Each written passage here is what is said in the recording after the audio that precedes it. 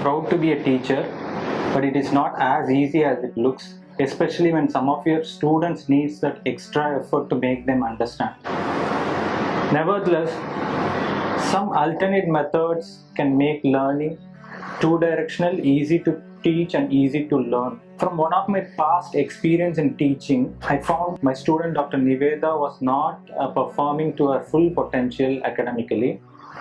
To be specific, from her written test and extempo presentation, I learned that she was lagging in an in-depth knowledge about the subject, unable to structure her thoughts, and even misunderstood certain concepts. The topic I am going to speak about is furcation involvement.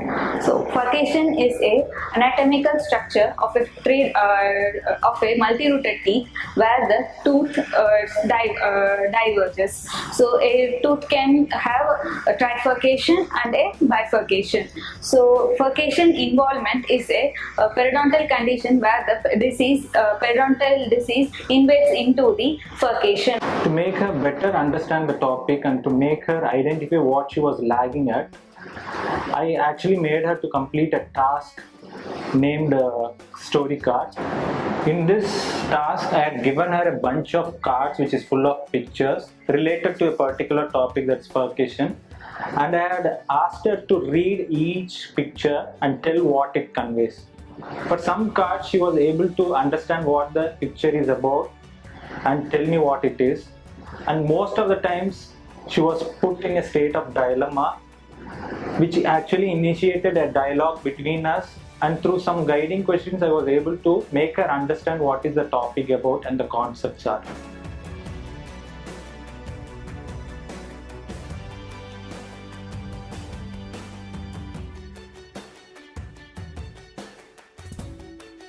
Even at the end of the task, I had asked her to create a story out of these cards by sequentially arranging these cards.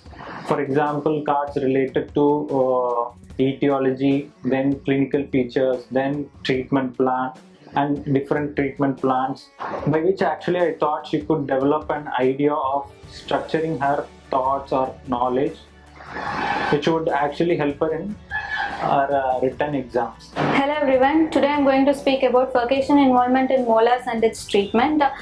We will be covering about the anatomy, etiology and classification, diagnosis and treatment plan for the furcation involvement.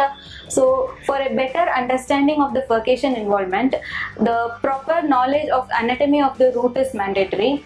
So let us see the anatomy of the root. The root consists of root trunk and the root cone. The undivided part of the root is called as the root trunk and the divided part of the root is called as the root cone. The area of transition from the root trunk to the root cone is called as the furcation entrance. The area confined between the divided part of the root is called as the furcation area. For the effort that we had taken, it is very much evident that she had understood the topic, had developed a structured knowledge about the topic, which is reflected in her extempo presentation and then the written test. Initially, I was not clear about the concept and was literally mugging up what was in the book. And now after the discussion, I could get a clear blueprint of what I am going to do in a patient with furcation involvement. Thus, easy teaching, easy learning.